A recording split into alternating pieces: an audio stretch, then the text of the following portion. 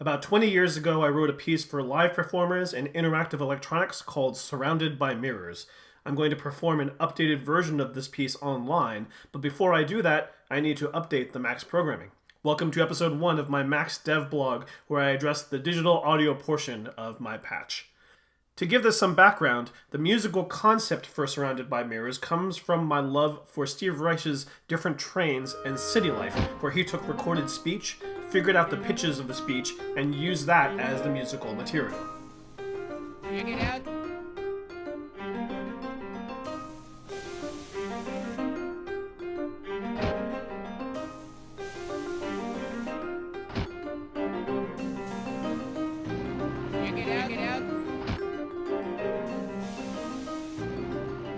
Surrounded by Mirrors is a poem that I wrote specifically for use in this piece, with the intent of deriving the musical material in the same way. I recorded readings of the poem by me and my colleague and close friend Jenny Brandon, picked the best takes of each segment of the poem out of the 4 takes that we did, and used those clips to create the key melodic and harmonic content. For example, in the first stanza, there is Surrounded by Mirrors that is spoken by Jenny. That sounds like this. Surrounded by mirrors. I transcribed the pitches of Jenny's talking and ended up with this opening line of the original wind controller part that emulates that text, which sounds like this. So if you go back to Surrounded by Mirrors, let me do that again. Surrounded by mirrors. As a different example, in a later stanza, Jenny ends up doing Surrounded by Confusion. Surrounded by confusion. And that translates to this line of the music, where the pitches go like this.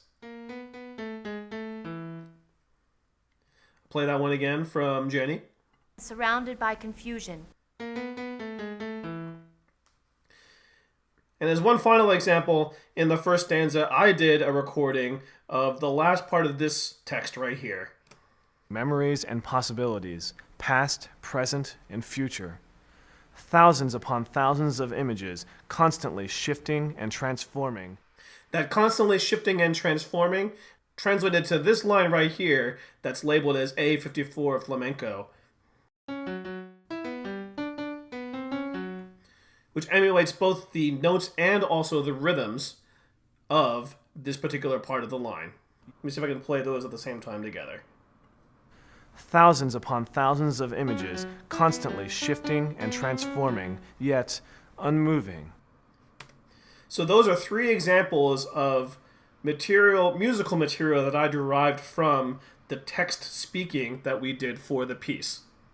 There are a lot of other pieces of music that are derived from the literal notes of the text, some of which then pay off because the text and the music get played back to back or close to each other or at the same time, but others you don't get that direct association because I just wanted that music to stand on its own, and I didn't want to make everything be about that conversation between the text and the music. I wanted the music content to also be able to stand on its own. Now, at the time that I was writing this, Max's digital audio capabilities were not baked into the program. It was primarily a program that was around MIDI manipulation. So I had to find an external digital audio object to play back the reading of the poem. This was with an object that was called AIFF. And you can see here that that's yellowed out. That's because that object does not exist in Max or anywhere that I have for Max. But since Max has since expanded to include the ability to easily manipulate digital audio natively and also video natively, I decided that I just wanted to use the tools that already exist in Max. The other thing that I did in the original patch is that the poem stanzas would execute by banging each fragment of the stanzas with time delays. That's best exemplified by this 3rd stanza right here. Ignore this first part. Once this yet to focus AIFF object completes, it sends a bang out to this object. And here, this bang splits into 3. It does this middle one first with no delay. It does this left one, Gen 3, altering my perception by 5100 milliseconds. And it does this last one, which is a gen fracturing text at a delay of 19,000 milliseconds. For the new version of this piece, I decided to combine them into a single audio file with an external DAW. That's reflected in the new version of the stanzas patch that I created, where stanza 1 is just the entirety of stanza 1, stanza 2 is the entirety of stanza 2, etc., etc. And the native object that Max uses to play back digital audio files is the groove object. The way that groove works is I have to first create buffers that's reserved memory space in the CPU of 27,000 milliseconds because that's about how long stanza 1 is, 34,000 milliseconds because that's about how long stanza 2 is. So those are empty buffers, and I then load the actual audio files. So groove then plays out from the buffers. Now those buffers can be re-recorded over, or you can load another file into those buffers. For simplicity's sake, especially because each stanza was a different length, it made it easier to just create 6 different buffers to hold each stanza. So if I was going to take, say, stanza 1, 5,000, stanza 1, 5,000 just means that it's going to wait 5 seconds before actually playing stanza 1. I stand surrounded by mirrors of various lengths, distances, and angles. My eyes dart everywhere. Rays of sight. And I can control the volume, possibilities. Memories and possibilities. by just moving Past, this gain present, wherever I and want. future. Thousands upon thousands of images, constantly shifting and transforming, yet unmoving. Rooted deeply into the ground of my stability. Now, the one thing that I want to build here in this actual dev blog is that this gain control needs to be able to trigger not just by me moving my mouse through here. I need to be able to send commands that will allow that to move, or have potentially a single mixer of multiple volumes from anything that I'm doing digital audio and send that out through a mixer UI. So what I'm going to do is create a receive object.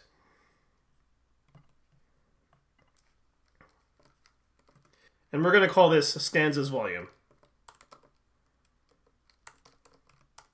I can type, seriously.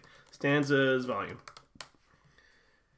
So if I send an integer into this live gain, say, let's take -1 and just send that as a number, not as an audio. These are audio chords. This is just a regular patch chord. If I was going to send that in through that, that's going to take this and turn that into -1. If I was going to change that to -45, then that will send through and make that into -45 dB. So all I really wanted to do is to take this receive object and allow that to be the conduit for me modifying the gain the way that I want. However, in order to avoid some clipping, I'm going to do that by creating a line object to go rapidly from the number that it's currently sitting at to the number that I want it to go to. So I'm going to create a line object. I'm going to start that at 0. That doesn't really matter because I'm going to have that volume set through initializers and have that go through the line object, and then set that grain of how often that number changes to I'll call it 20 because that's pretty standard. So if I accept an integer into this stanza volume, which I'll just create that right here, and then I give a message box of that number over a span of 50 milliseconds, and then send that to the live gain.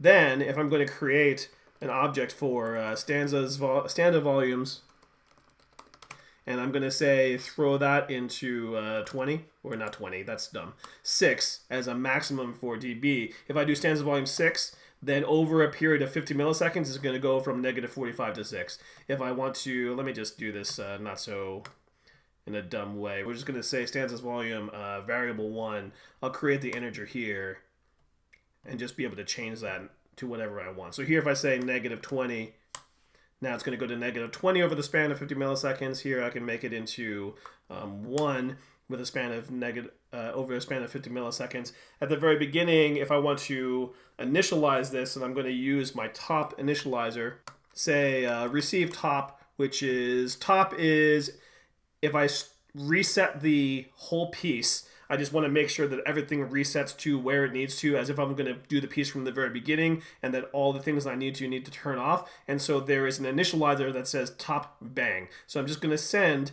from this top bang, I'm going to set this to an initial volume.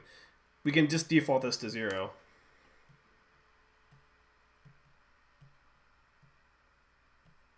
Set that to stanza volume. And now if I'm going to actually initialize the piece, which I'm going to do by hitting spacebar and then hitting return, then that returns that value to whatever value that I set for top. So again, if I do this at -45, that's going to go -45 through this line object. Here, if I hit enter one more time, then that's going to reset that to 0 dB. Now I might decide to make top be -60, just so that it goes to quiet volume. Actually, I'm going to do that right now. And then anytime that I actually want to start the piece by rehearsing it, then I would take stanzas volume and I would create something to the level that I want it to be at. So that creates the volume. I'm just going to do, because I want to show good practice for programming in this language, I'm going to actually clean this up a little bit. Even though that's not too sloppy, I'm still going to take this. I'm going to align that a little bit better. Just make more straight lines. Curves are not as big of a deal because the curves are pretty smart, but even so, it's important in the max patch that for anybody to be able to visually take a look at it and understand what's happening without having to untangle a whole bunch of messy patch cords. So I'm just going to take this, I'm going to make this a little bit neater, a little bit more intuitive. Let's make that spacing a little bit closer and take that whole thing back just a little bit. I'm going to move these stanza buffers off to the side because they're not really a part of this whole thing, and then I'm just going to put stanzas volumes over here to just create a better visual connection between those two things. So now I have the ability to set the volume for my stanzas in the way that I really need to for the digital audio. So if I do stanza 1, let's just even set off stanza 1, 2, and 3 all at the same time, and all of those are going to play through that same buffer. I stand surrounded by mirrors. I understand everything. Let's take this to -45 just to make it a little bit quieter. How many long, dry fingers are reflected back? And I can even take that up through the number Focus of any one box. instantly made clearer before they change the position once. And say I'm in the middle of the piece and something messed up, rehearsing the middle of the piece and something messed up. I have top set up to automatically turn that off, and now top is also now setting that stanza volume to -60. So the way that the digital audio portion of this piece ends up working for the third movement that I'm going to replicate is over a period of music that's being played by the performer, the poem just reads from beginning to end. So each stanza is reading on its own, but that falls in line with where the music happens, and then there's a pause in the text until the performer reaches the next part where they trigger the next stanza. To give you an idea of how the pacing of this works without any of the music, I'm just going to run through the entire poem from beginning to end. If you want, you can read the text in the video description below.